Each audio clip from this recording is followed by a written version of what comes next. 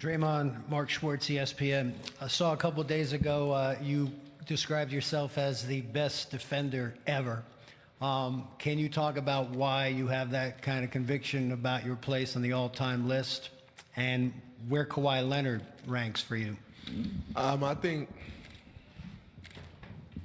as a competitor, if you're trying to do something meaningful, if you don't have the mindset that you're the best ever, you failed already. So if you don't have the mindset that you are the best reporter ever, then you already failed. And that's been my mindset since I can remember. That will be my mindset as long as I can remember anything, that I am the best ever at what I do.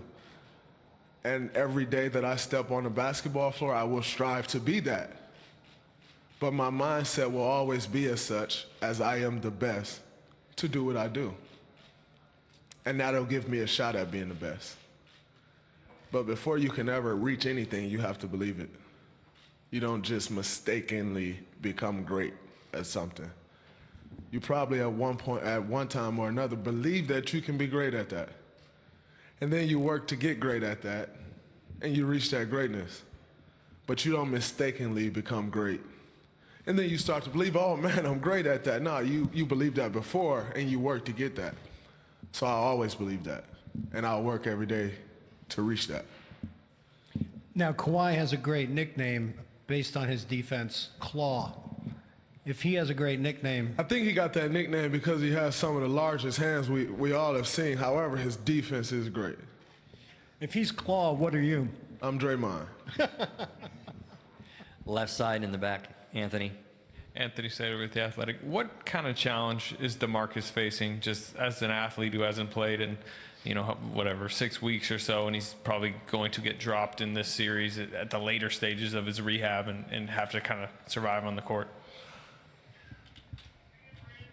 A huge challenge. When you talk about DeMarcus, he's someone who's been great in this league for years now.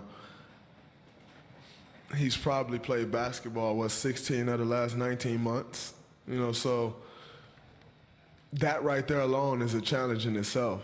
Then you start to talk playoff experience, where you and I both know the intensity level is completely different than a regular season game, and he doesn't have much playoff experience.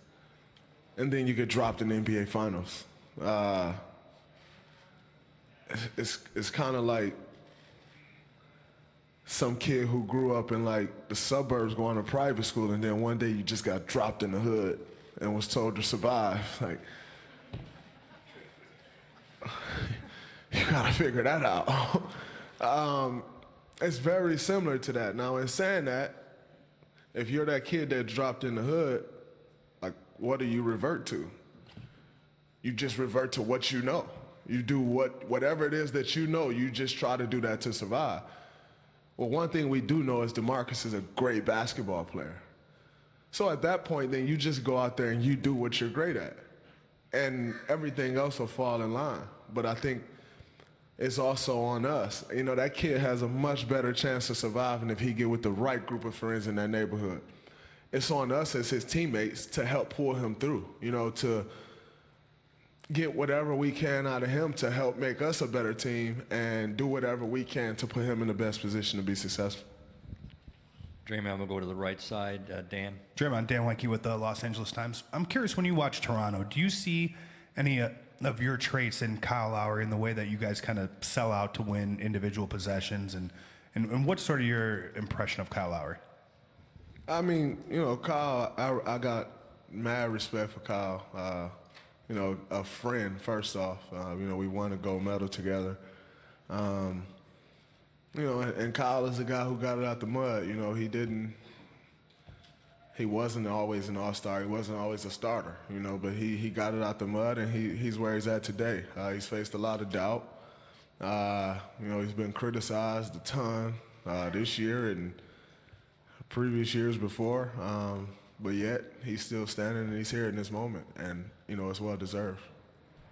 Left side in the back to Joseph. Joseph Gasharo, the scorer. Draymond, sticking actually with the you and Lowry comparison. A lot of guys in the scrums out there have referred to both you and Kyle as the emotional leaders of each respective team. And I was just wondering if you can kind of put into words what you think that title means to you, or how you describe that title.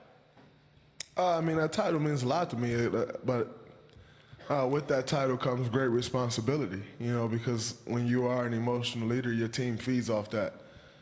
And if you don't bring that, your team usually lacks in that area. And so, as it is, we play Steph got to score, Clay got to score. Like, that's their job. That's the reality of it. I have to bring that emotion to the table. That's my job. That's the reality of it. But yet it's something that I enjoy.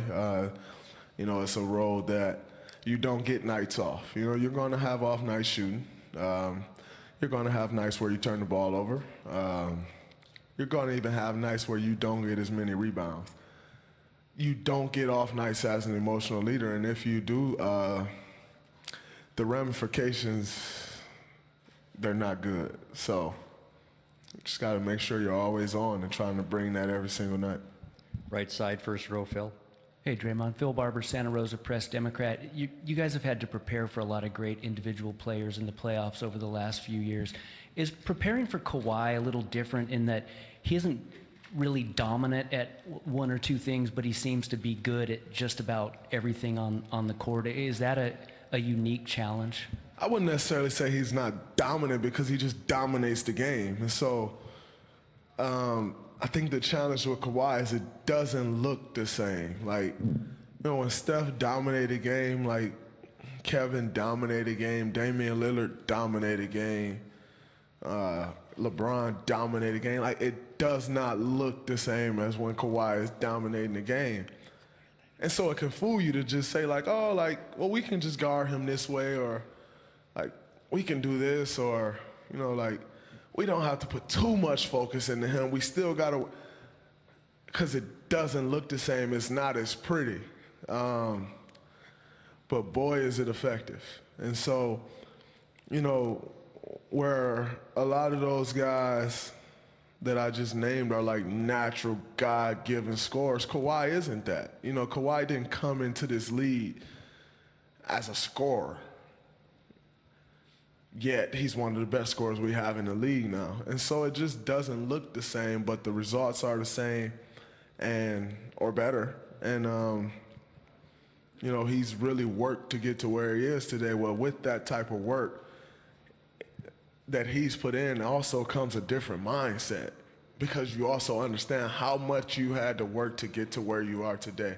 And that comes with a different mindset, a different appreciation. And when you have that different appreciation, it shows in your play, and it showed in his play, and it shows in their team being in the NBA Finals.